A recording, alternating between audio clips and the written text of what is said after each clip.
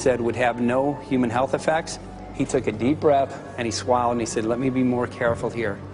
We haven't done anything serious on alumina, and so there could be something terrible that we'll find tomorrow. We haven't looked at it. And that, for me, that was the whole main point of what is going to be coming out to the public. It's the damaging effects of aluminum that are being found around the world in massive amounts. Here's David Keith confronted on this very issue, and he looked, you know, at that point like they just let the cat out of the bag. We haven't done anything serious on alumina, and so there could be something terrible that we'll find tomorrow. We haven't looked at it. They're proceeding because they have an agenda that's separate from trying to thwart this crisis of global warming.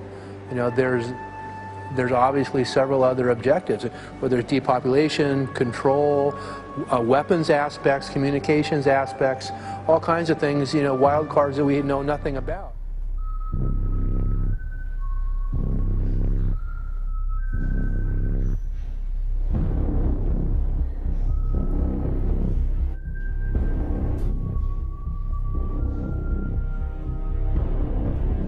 So we'll do the same format. It'll be 3 minutes, and then time for questions.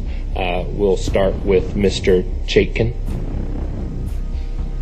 Anton Chaitkin. I'm a historian and the history editor for Executive Intelligence Review.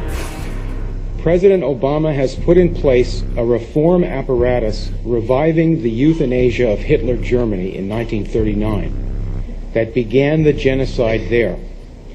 The apparatus here is to deny medical care to elderly, chronically ill, and poor people, and thus save, as the president says, $2 to $3 trillion by taking lives considered not worthy to be lived, as the Nazi doctors said. Dr. Ezekiel Emanuel and other avowed cost-cutters on this panel also lead a propaganda movement for euthanasia headquartered at the Hastings Center, of which Dr. Emanuel is a fellow. They shape public opinion and the medical profession to accept a death culture such as the Washington state law passed in November to let physicians help kill patients whose medical care is now rapidly being withdrawn in the universal health disaster. Dr. Emanuel's movement for bioethics and euthanasia and this council's purpose directly continue the eugenics movement that organized Hitler's killing of patients and then other costly and supposedly unworthy people. Dr. Emanuel wrote last October 12th that a crisis, war, and financial collapse would get the frightened public to accept the program. Hitler told Dr. Brandt in 1935 that the euthanasia program would have to wait until the war began to get the public to go along. Dr. Emanuel wrote last year that the Hippocratic Oath should be junked. Doctors should no longer just serve the needs of the patient. Hoche and Binding, the German eugenicists, exactly said the same thing to start the killing. You on the council are drawing up the procedures list to be used to deny care, which will kill millions if it goes ahead in the present world crash. You think, perhaps, the backing of powerful men, financiers, will shield you from accountability, but you are now in the spotlight. Disband this council and reverse the whole course of this Nazi revival now. Thank you.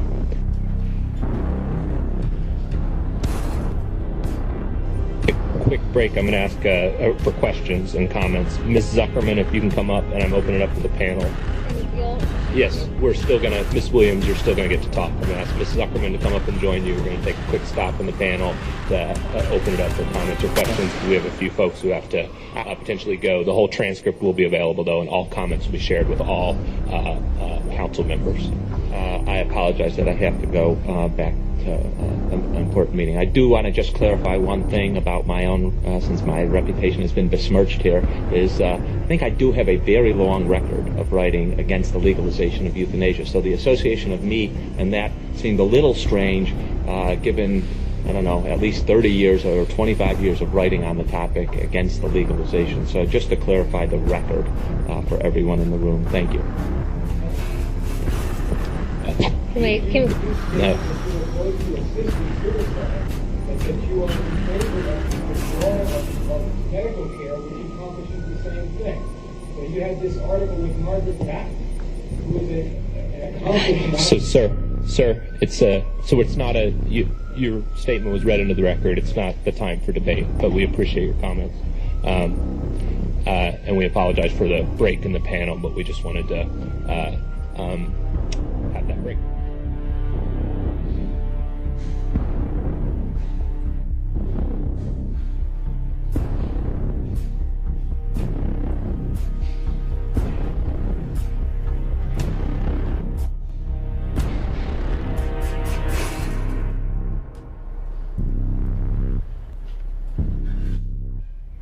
For the first 25 years of practice, I promoted water fluoridation aggressively. I thought I saw the benefits.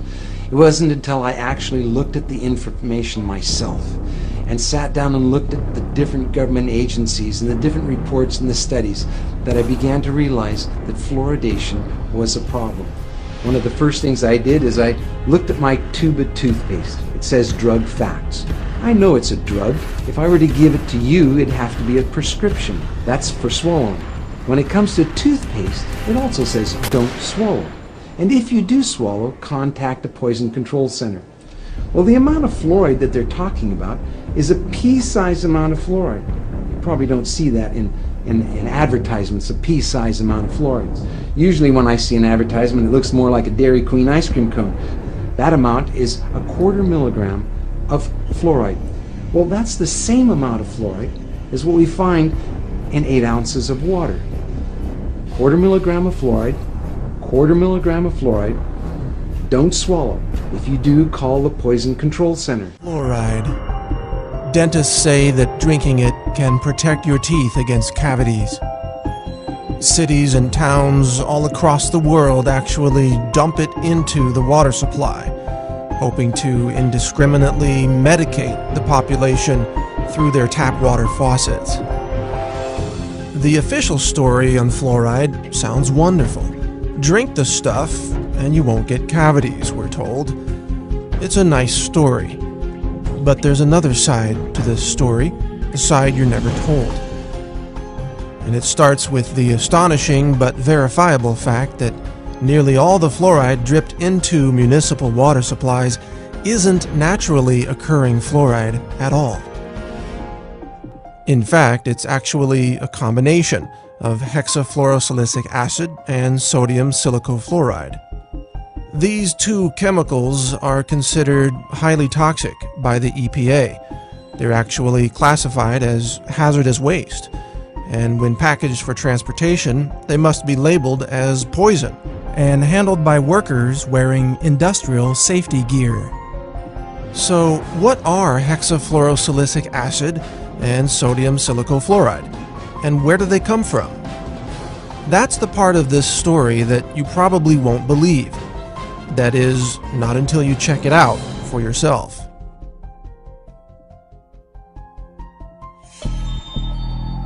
Because the more you look into the mythology of fluoride, the more bizarre this story becomes. And this bizarre story begins at phosphate mining companies. Phosphate is an important mineral used in fertilizers.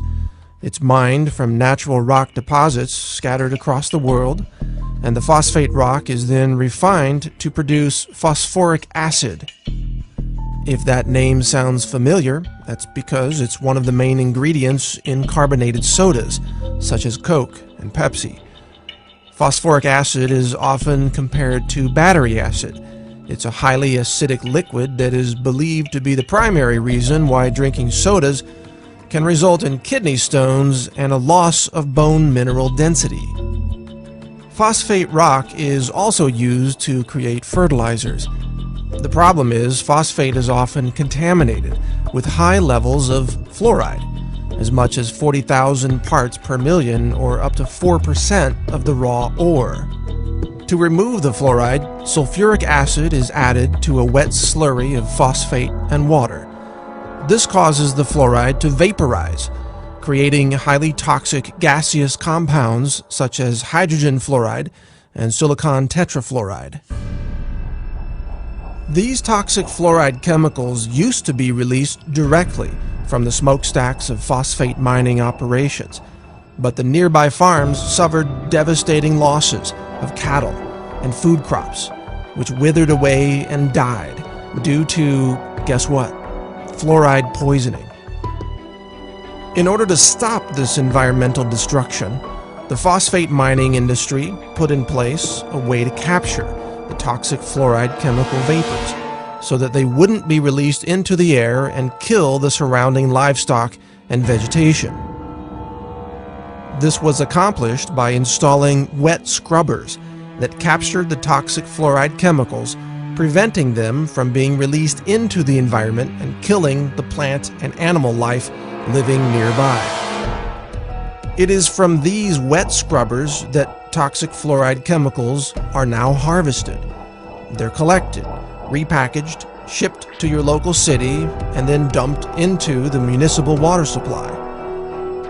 So instead of these toxic fluoride chemicals being released by the phosphate mining smokestacks, they are instead captured and then released into the water supply of large cities, where the chemicals then contaminate the water of millions of people at a time. This is called water fluoridation.